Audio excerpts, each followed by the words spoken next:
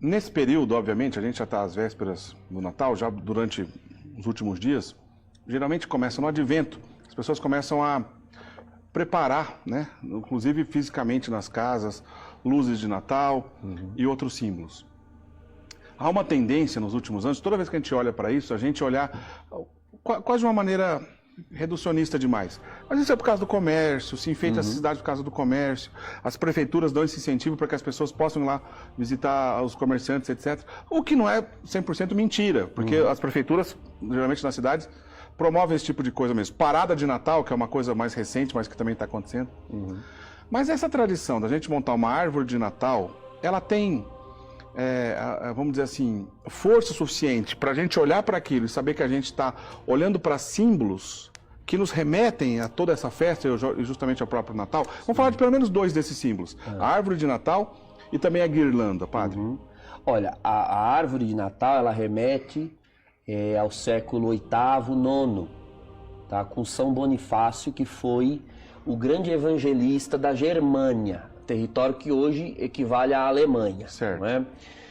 Vamos lembrar que toda vez que o evangelho chega pela primeira vez num lugar onde ali Cristo nunca foi anunciado, ele vai se deparar ali com uma cultura que ali já estava, com uma religião que ali já estava.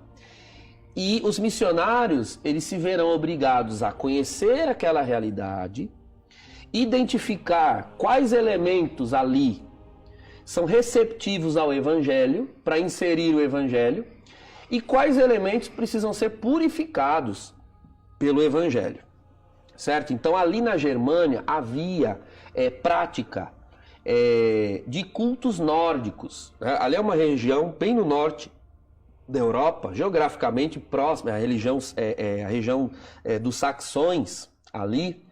Então ali se prestava culto aos deuses nórdicos, a Odin, Thor, e havia um festival, né, que começava em novembro, logo no início do inverno, e adentrava até o solstício de inverno, que era o festival a Odin e a Thor.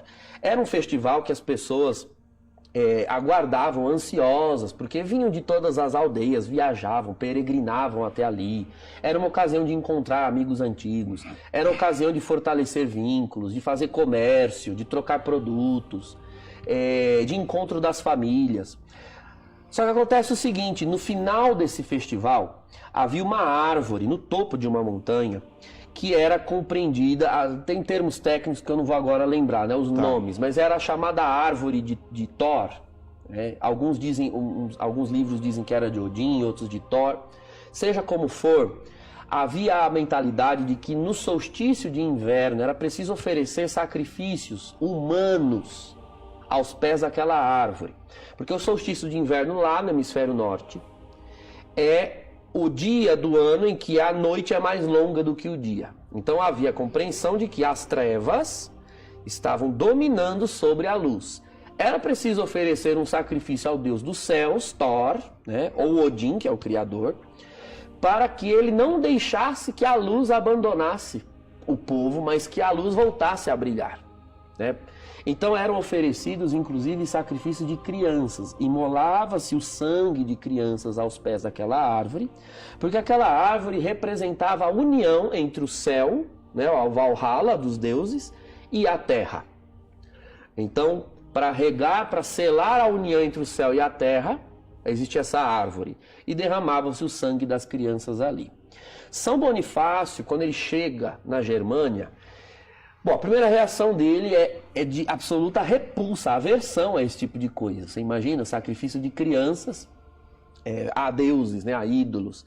A princípio ele tenta eliminar esse culto, mas ele não consegue. Por quê? Porque ao lado do fator religião, há o fator cultura muito forte. Eu disse há pouco, as pessoas aguardavam esse festival. Era uma ocasião muito esperada. Então ele procura cristianizar esse festival. E ele diz, bom, vocês realmente acreditam numa árvore que une o céu e a terra? Muito bem, só que essa árvore existe. É a árvore da vida. É a videira verdadeira, João 15. Jesus é a árvore que une o céu e a terra. Então, não está errado prestar um culto à árvore que une o céu e a terra, porque há essa árvore, que é Cristo. Veja, isso é uma enculturação. Você purifica uma cultura. Segunda coisa, vocês realmente têm a cultura de prestar sacrifício, né, aos pés dessa árvore.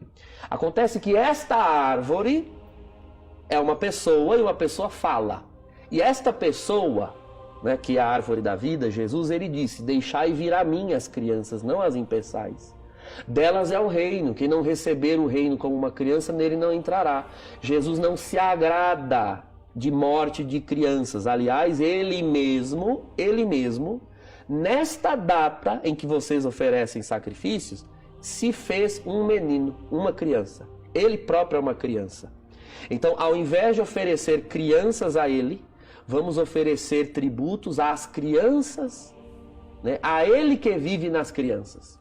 E criou-se também a cultura de dar então presentes às crianças nessa noite, depositar no lugar do sangue das crianças os presentes aos pés dessa árvore. Pouco a pouco essa devoção, essa enculturação foi se sofisticando. Punha-se árvores dentro das casas e ao longo do tempo preparatório ela era sendo decorada, porque as árvores no hemisfério norte nessa época estão mortas, né, por conta do frio, do inverno, da neve. Elas não têm fruto, elas não têm cor e não bate pouca luz sobre elas porque tem pouco sol. Mas na medida em que Jesus vai se aproximando no Natal, a árvore vai adquirindo vida. Então lá, ainda hoje há esse costume, países do hemisfério norte, Estados Unidos eu já pude ver isso, coloca-se a árvore sem nada, logo ali no início do tempo do Advento, e dia após dia, no tempo do Advento, se vai acrescentando enfeites. E isso é uma ocasião de catequese com as crianças. Acrescenta um enfeite, faz uma oração, mais um enfeite, outra oração. De um modo que só na noite de Natal a árvore está completa. Ou seja, na medida em que o sol vai se aproximando da árvore, não é? Na medida em que Jesus vai se aproximando de nascer, no Natal a árvore adquire cor. E aí só na noite do Natal é que a árvore era acesa e se culminava a árvore com a luz, né? Com a estrela que guiou os magos até Belém. A gente já tem o costume de enfeitar logo tudo desde o começo, né? Mas fica essa dica, quem sabe, para catequizar as crianças, né? Uma ótima ideia. E quer dizer que a gente está, então, em campo tranquilamente católico. Quando a gente faz Claro, isso, né? claro. Então, não é algo que remonte à igreja primitiva. É resultado de um processo de enculturação específico, que houve num lugar específico. Mas foi logo algo que é objeto de enculturação, torna-se uma riqueza para um povo. E se abençoa um povo, pode abençoar todos os outros. Rapidamente, a guirlanda também tem um sentido nobre assim? Então, a guirlanda, até onde eu sei, remonta à expressão de marcar as portas. Entende? Um anúncio prévio, né? Talvez você também conheça algum símbolo, mas um anúncio prévio de que esse que nasce é aquele que marcará as portas na Páscoa. E realmente, nas calendas de Natal, na liturgia, né, o padre ou o diácono faz o anúncio das datas daquele ano litúrgico, que ele vai fazer o primeiro anúncio da Páscoa. Então, a Páscoa é aquela festa que atualiza a libertação do povo do Egito. Ou seja, agora, o Deus que marcará as nossas portas, agora este Deus de fato tem sangue, né, que vai aspergir as nossas portas. Isso também remonta à cultura germânica, porque a cultura germânica ela inculturou o cristianismo a partir desse aspecto de abençoar as casas a partir da porta. Tem a guirlanda e tem depois a bênção dos santos reis, que vai ser feita na Epifania. Isso, que é aquela da inscrição, tem inscrições do ano, das iniciais dos reis magos, que se faz com um giz abençoado. Isso também é costume germânico. Essa questão da Epifania, no Brasil não era muito conhecido, mas de uns anos para cá está sendo usado, que é mais um símbolo interessantíssimo. Sim. A guirlanda também, vale lembrar que há uma tradição também de se montar a guirlanda com dois tipos, né, tipos diferente de ervas, vamos dizer assim, para que elas sejam entrelaçadas, lembrando também as duas naturezas de Cristo. Perfeito. Né? Dois tipos ali de plantas, né, para que elas sejam entrelaçadas e lembrem as duas naturezas de Cristo, e de uma maneira que não tem começo e fim, lembrando a eternidade, obviamente. A aliança. A aliança. Né? Então, quer dizer, são sinais belíssimos. Exato. Que vale a pena mesmo a gente manter essa tradição e a gente usar isso como catequese, com entendimento,